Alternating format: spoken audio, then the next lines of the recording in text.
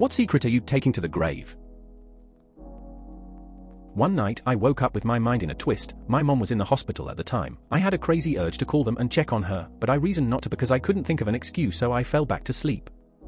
5 a.m. I get a call that they checked on her, and she didn't have a pulse. I just think there was something I could have done that destroys me to even think about it. I threw rocks at the school with one of my best mates, and some other student tattled on us. Basically, we both got the paddle. Basically, they smack your bum, and they sent a letter home to my dad. My dad received the letter, and I lied to him and said I never threw the rocks. My dad, bless his heart, believed me and took it to our school principal and convinced him that I wouldn't lie about such things. Since the principal wanted to rectify it for my dad's sake, he offered me a free voucher for an ice cream as an apology. It's 15 years down the track now, and I still feel really bad for it. I feel like if I told my dad now, it would break his heart. Bacon is always the first food to be cooked by my father in the mornings. As a child, I would steal myself an extra piece and blame it on my little brother. Hence, I get a total of 3 pieces, and Broski would only get 1. Looking back, the oldest kid gets away with so much shit. In 5th grade, I cheated on an exam. My buddy and I were the only 2 people in the grade who got this particular question correct, but I copied him. The worst part was he was considered dumb while I was at the top of the class, so the teacher was convinced that he copied me and he ended up getting suspended. Long story short, I was too pussy to admit that I was the one who cheated, as my parents would have murdered me if I failed the test, and even worse if I got suspended. Why no, that's the fucked up part. The teachers have no evidence of him cheating, as there isn't any. They just base it off of shit like this, and that's fucked up. My sister and I were on holiday together recently and very drunk one night when we got back from the bar. Naturally, we started drinking more because we were on holiday. She has the ice cube tray in her hand, opens the window simultaneously and loses her focus and drops the tray 5 floors to the street, hitting a big guy square in the dome.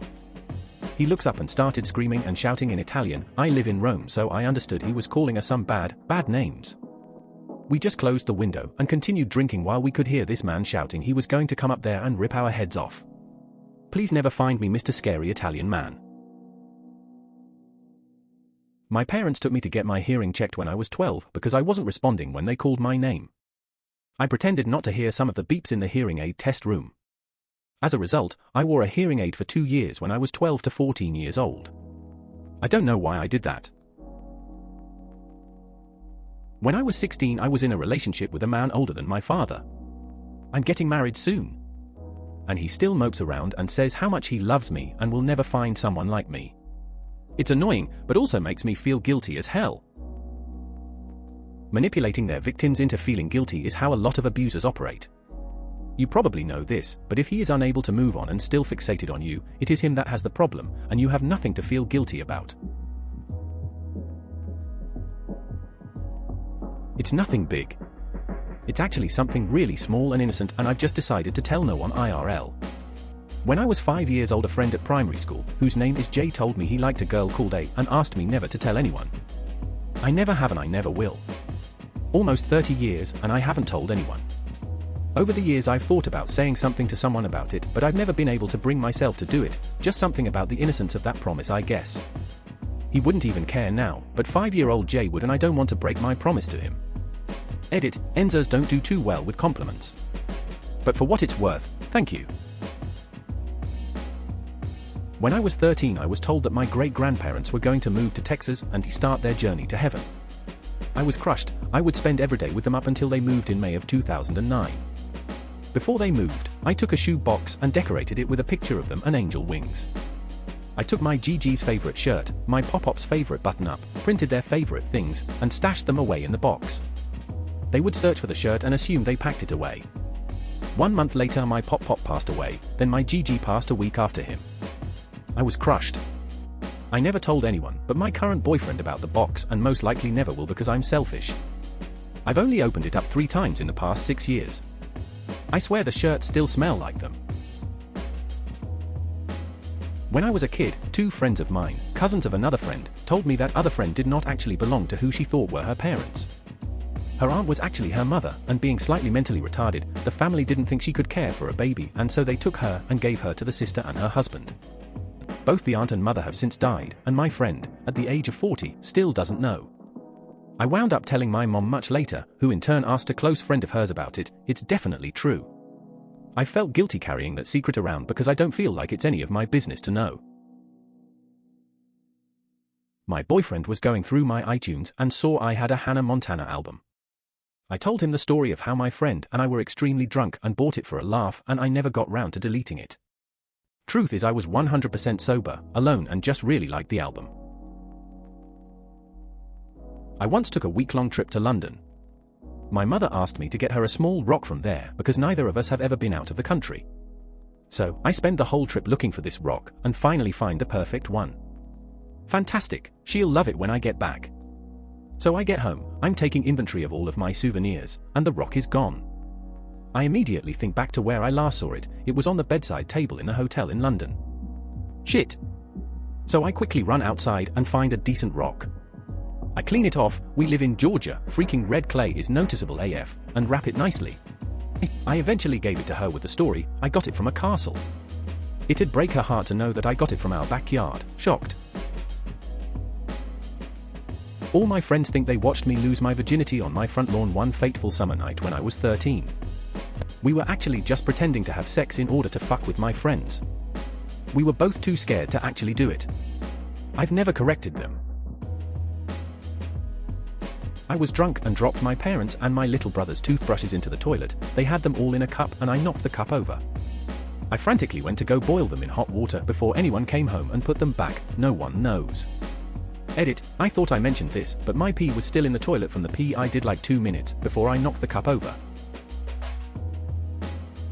I'm sorry about what happened. Remember that it was your pregnancy too, so you have a right to talk to your parents or a friend about it if you need to. You can ask them to keep quiet. But don't suffer alone if you think talking to someone else will help. Wow, I'm seriously sorry to hear that. But she was in the hospital in their care. That would have been the best place for her to be anyways. Hindsight is 20/20, and even then you have no way of knowing if it would have made a difference. Hey, the exact same thing happened to me when my dad died. Woke up around 4:30 a.m. just knowing that I needed to call him, he was in the hospital, and tell him that I loved him. Call and he had just passed. Don't think of it as maybe there was more you could do, it's more of them stopping by before they leave. Well done stopping it where you did. When I reached that point, I figured I had already had an affair of the heart. What's the difference if we hook up? It turns out there's a big difference. People get hurt, and lives change. Why not just randomly buy him a gift of some sort or take him out for drinks a few times?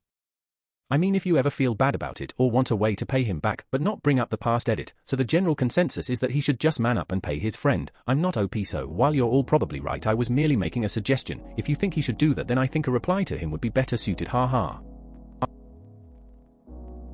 And here I am in a household where bacon is cooked by the pound. 3 pieces doesn't even qualify as a sandwich. Edit, my dad buys bacon in £15 increments. Usually lasts a month or so. Somehow we're not all dead. I did this to my little brother all the time. He tried so hard but always lost because of my cheating ways.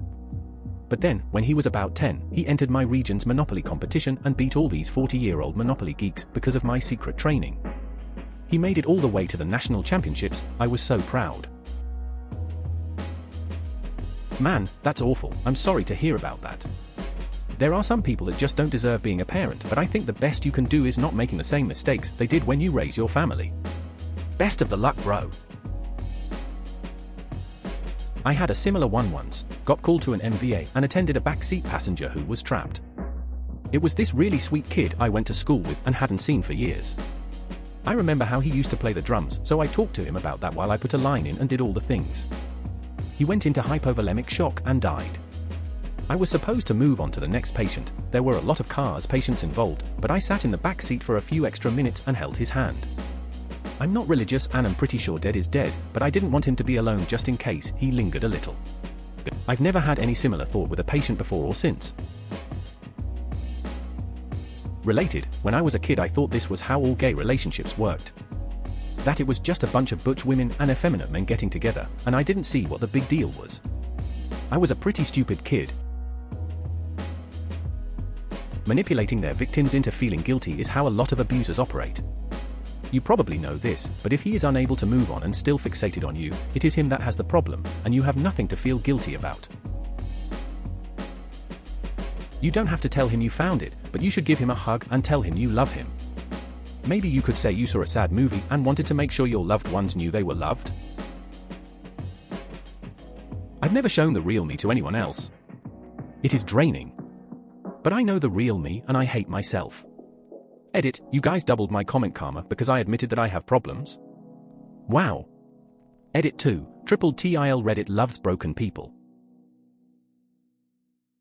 A lot of the time you can know something is not your fault but still feel terrible about it, and people can tell you that it wasn't your fault and you can understand that they're right, but sometimes that just doesn't help you know.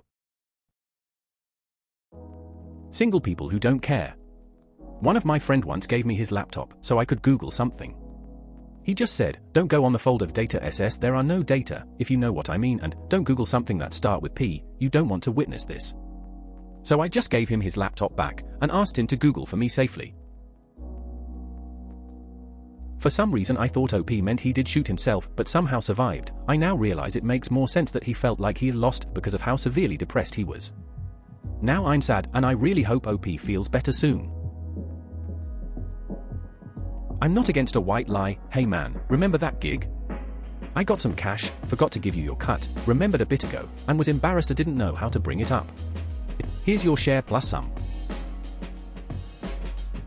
I was a math tutor for years, and I had one family where 2 kids were accused of cheating on the first tests they had after they started working with me because their grades improved.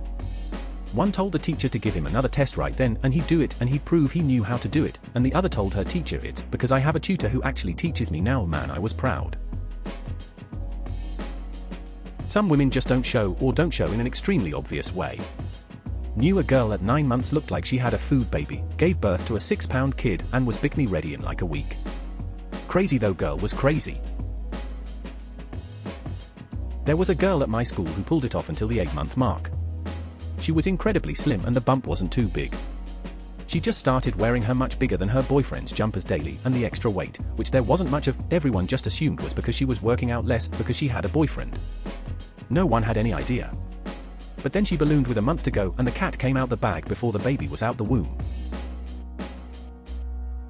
Please consider subscribing if you enjoyed. Love.